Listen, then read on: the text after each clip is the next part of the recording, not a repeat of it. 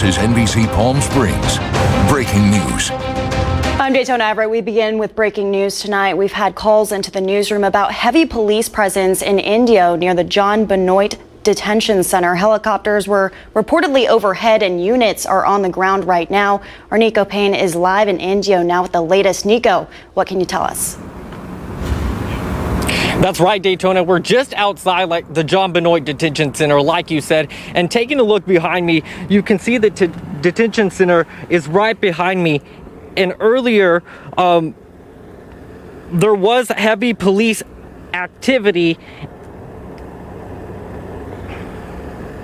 I'm just outside the John Benoit Detention Center, and there was various police activity in the area. We have reports coming into our newsroom that Indio police have informed people to stay in their homes due to an inmate escaping. Now, we have not confirmed that with officials, as they have told us to stay put, as they seem to be working on setting up some sort of perimeter. Our sources do say that the inmate was last seen near Oasis Street, just southeast of the facility. Now, helicopter was in the area earlier, and right now I can tell you that there are canines on scene. Indio PD is assisting Riverside County sheriffs with this perimeter, and the sheriffs are the lead on the case. We will continue to follow this developing situation and bring you the latest details as we do get them. Reporting live from Indio, I'm Nico Payne. I'll send it back to you in the studio. All right, thank you, Nico. We'll of course continue to keep you updated on this developing story. Obviously, police activity behind him. Well, coronavirus numbers continue to rise across the U.S. Multiple states are seeing daily case and death records, and testing lines and wait times are growing as more people are infected. This as masks continue to be a hot topic, specifically whether they should be mandated or not. We'll have more on all of those stories coming up. But first, a team of military doctors steps up in Rancho Mirage. They're at Eisenhower Medical Center, here to help with the surge of COVID-19 patients here at home. Our Kitty Alvarado has been tracking this story. They're saying, yay, they are very happy. Staff at Eisenhower Health is cheering the arrival of the 60th Air Wing Medical Group on Thursday from Travis Air Force Base to help with a surge of COVID patients. Dr. Alan Williamson, Chief Medical Officer, says the group of 21 made up of doctors, physicians, assistants, nurses, and respiratory therapists will be assigned to the COVID isolation units. They're really getting right into the trenches, helping us with the patients that are really needing the most attention right now, and have been putting the most strain on our staff because of the highly physical and emotional nature of taking care of these very ill patients. The hospital is at 100% capacity of staffed beds in ICU and 80% in the rest, and they're not alone in needing help. Some of the 17 hospitals in the county are relying on traveling nurses. Others are calling on the county for help. There is one other hospital that requested staffing and has received that staffing from the state, and there are 4 other hospitals in the county of Riverside that currently have resource requests. To grow hospital capacity, you need staff. And if the surge continues, this will be tougher to find. It's every hospital in every county across the state, and pretty much every state, that is now starting to compete with all of these resources. So staff here is grateful to the county, state, and the 60th Air Wing Medical Group that answered their call for help. Staff member after staff member, really walked right up to them, right up to us, and said, thank you so much for coming. We're so happy to see you arrive. It is a great relief to know that there is help from outside, that there is support outside of our valley when we really need it. In Rancho Mirage, Kitty Alvarado, NBC Palm Springs. The United States could see more than 157,000 coronavirus deaths by August 8th. That's according to the CDC. The prediction pulls together 24 individual forecasts made by outside groups and researchers. The ensemble prediction gives a range of nearly 150,000 deaths to up to more than 168,000. The U.S. has over 3.6 million cases and almost 140,000 deaths. COVID-19 has had a huge impact on local businesses. Of course, we've seen that time and time again. They've been forced to temporarily shut down, in some cases multiple times, and some just haven't been able to reopen at all. The Travel Medicine Clinic in Rancho Mirage has provided residents with vaccinations for decades, but COVID-19 has forced them to close their doors for good. Our Nico Payne spoke to the man behind the clinic and has more. Edward Lister is a registered nurse who has been providing Coachella Valley locals with vaccinations for the past 30 years. His business, Travel Medicine Clinic, offers people who are planning more involved trips vaccinations against exotic diseases. It's actually come to a screeching halt. We're just not seeing any international travelers. I don't see it in the near future either. I guess I need to act my age and start to retire. At 75 years old, Lister says he wasn't thinking about shutting his doors, but COVID-19 changed that very quickly. He said he is proud to have served the community and is sad to say goodbye. When I see them, again, it's like family. I spend like about an hour with them, advising them how to stay safe on their travels. And I think they're afraid they're not going to get that kind of care anymore. Jeff Kreider is the communications director at IMA Helps and has been a patient of Lister's for years. He worries where the community will go now that the clinic is closing. Over the years, I've gotten shots for cholera, typhoid, yellow fever, meningitis. I don't really know exactly where I will go at this point. I know there's a clinic in Loma Linda, but that's a hassle. Before closing, Lister will be donating the clinical's medical equipment to help with future medical humanitarian missions. IMA Helps is a nonprofit organization that organizes medical humanitarian missions primarily in Central and South America. The equipment that Edward is providing to us will be equipment that we can in turn donate to some of these hospitals where we work overseas that need this kind of equipment because they don't have it. They're lacking. Lister says he will miss his patients and had some farewell advice for fighting this pandemic. My patients or travelers, they're like, so many of them are like family. And it's hard to say goodbye to them. It's hard to tell, but I think when we get a vaccine, things are going to look up. We've got to wear our masks and stay our distance, that sort of thing. Everybody needs to do it so that we can get back to what we are used to doing. Nico Payne, NBC Palm Springs. And to stress the importance of masks, leaders from the Coachella Valley band together for this public service announcement telling the greater Palm Springs area to mask up. Small changes can make a big difference. Wear face covering because we're in this together. We pledge to keep our valley safe and reopen safely.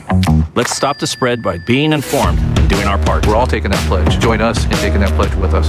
We pledge to be responsible and to help save lives. Each of us must pledge to keep our valley safe. Let's be safer and greater together. This is our pledge to you. We can get through this together.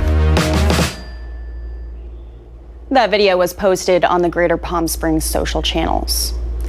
A church with campuses across the Inland Empire has filed an emergency request with a federal judge to stop enforcement of Governor Newsom's temporary halt of in-person church services. Pasadena-based Harvest Rock Church alleges that the ban violates the right to religious freedom clause of the First Amendment. They also said that public health guidelines unfairly target places of worship over other institutions because Newsom supported protests over George Floyd's death and police brutality. Coronavirus coverage brought to you by East Valley COVID-19 testing site, serving residents of eastern Coachella Valley. All right, switching gears now, we're going to check in on your AccuWeather forecast with Taylor Martinez. Hey, Taylor. Hi, Daytona. Happy Saturday. Current conditions out there in Palm Springs right now, we're clocking 112 at the airport. Very light winds coming in from the north. Humidity of about 8% today. Pretty dry out there. Looking forward to tomorrow. Winds are going to pick up in the afternoon, so be prepared for that if you have any afternoon plans. We're seeing highs of 113. Those winds that I was telling you about, we'll see gusts of about 20 to 30 miles per hour. Looking at our next 3 days now, brought to you by Comfort Air. We're sticking with that 113 both Sunday and Monday, On Tuesday, we'll start to see some relief with a 110. We will see even more relief towards the middle of the week. I'll tell you about that coming up. All right, thank you, Taylor. Happy to have you on the weekend. A video of a Rancho Mirage woman asking a Hispanic worker for his immigration papers has gone viral on social media. And now neighbors from that community are speaking out. City officials say they've been notified and are now planning to take action. Our Regina Urita has more on that story.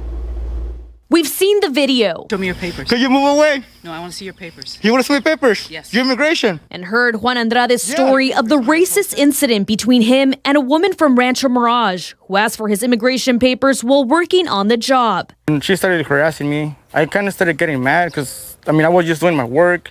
I had never said anything to her.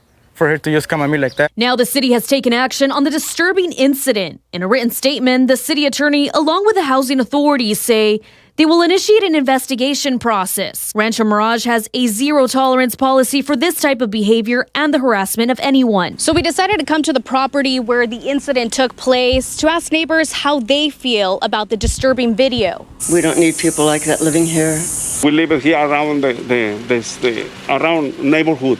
So we're supposed to be more together, more friendly. And as of now, there is no confirmation on the name of this woman. And you're not wearing a mask. Can you step away? Can you show me your papers? But residents have seen the video and say she had no right to ask the worker for his legal status. When you are working, you have certain rights.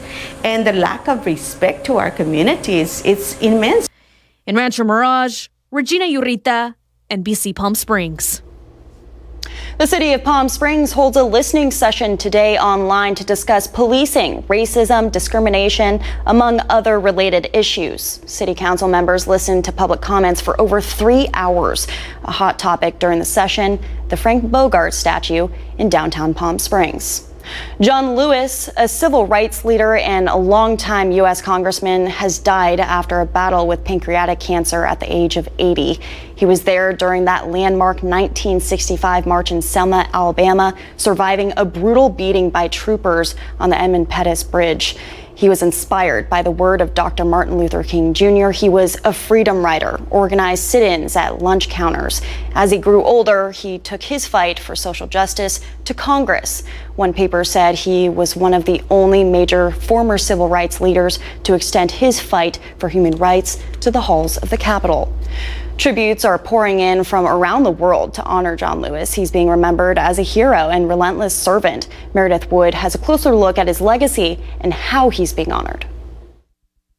We cannot give up. We cannot give out.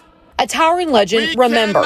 Politicians, religious leaders, and former presidents are paying tribute to the congressman and civil rights icon. The movement lost an icon, and I lost a personal friend. I don't want to be. Lewis was the son of sharecroppers who survived a brutal beating by police during the 1965 march in Selma, Alabama. The one thing that we gleaned from our beloved John Lewis was his hopefulness.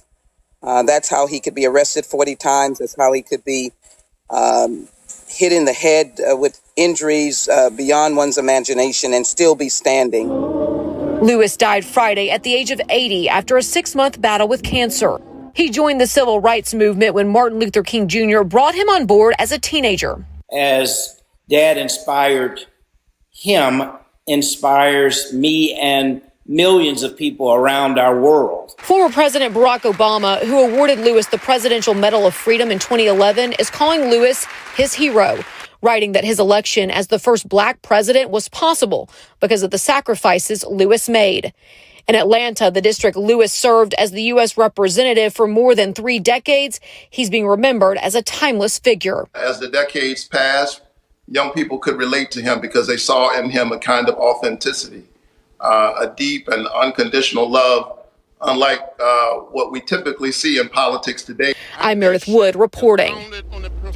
Congressman Raul Ruiz remembers John Lewis. He tells us he's mourning the loss of a friend, saying Lewis will forever be an example of decency, courage, faith in God, social justice, and civil rights.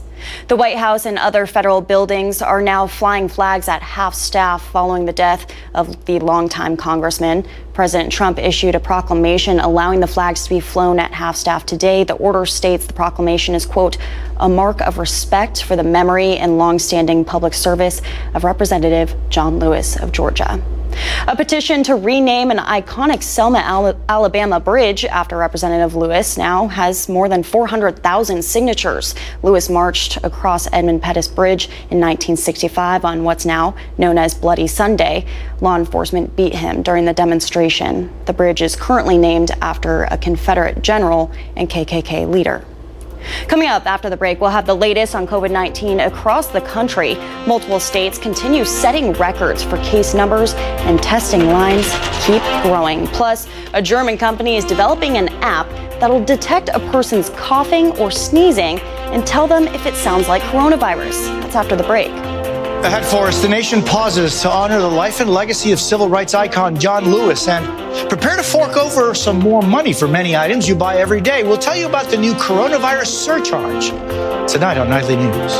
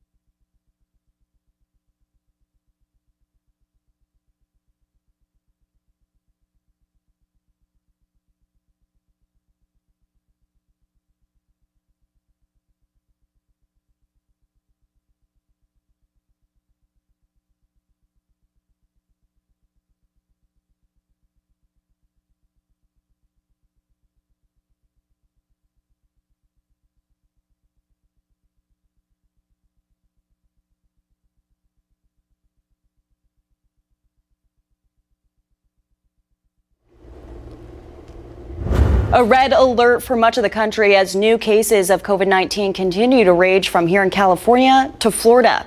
It was only a week ago that America broke records with 40,000 cases a day. Now we're quickly approaching double that. NBC's Sam Brock reports. Hospitals in national coronavirus hotspots are nearing a breaking point. Feels like a war zone a little bit. In Florida, a record 83,000 infections in 7 days, making up a quarter of all the state's cases to date. Miami-Dade boasts the biggest chunk of that, with the city and county now cracking down on anyone not wearing a facial covering. We will be going directly to fining people for not wearing masks. But Florida's governor won't institute a statewide mask mandate and says the state's hospitals can handle the latest surge. 21% of the beds statewide are available. That's a greater percentage than was available in early March. Those comments out of sync with some firsthand accounts. I have a few ICU beds available. I think within the next few hours, they will no longer be available. In Texas, which just eclipsed 10,000 cases 4 days in a row, FEMA preparing to send in more refrigerated trucks next week to serve as temporary mortuaries. And in Georgia, where the death toll has surpassed 3,000, a legal fight. The governor suing Atlanta's mayor for requiring masks. I'm confident that Georgians don't need a mandate to do the right thing. Mayor Keisha Lance Bottoms fighting back. This lawsuit was filed personally against me and members of the city council the day after Donald Trump was in our city. Dr. Anthony Fauci also weighing in on the battle. Put everything else aside and uniformly do the right thing. 27 states and the District of Columbia now require masks outside of the home, with many of America's largest corporations, a list now including Home Depot and Lowe's, mandating them in their stores. All right. Still more to come after the break, but first, Taylor. Hi, Daytona. Yeah, coming up after the break, we're talking about the heat out there. It's a hot weekend. We will start to see some relief. We'll also start to see some wind. Live look at our Walter Clark Highway 111 cam. I'll tell you more after the break.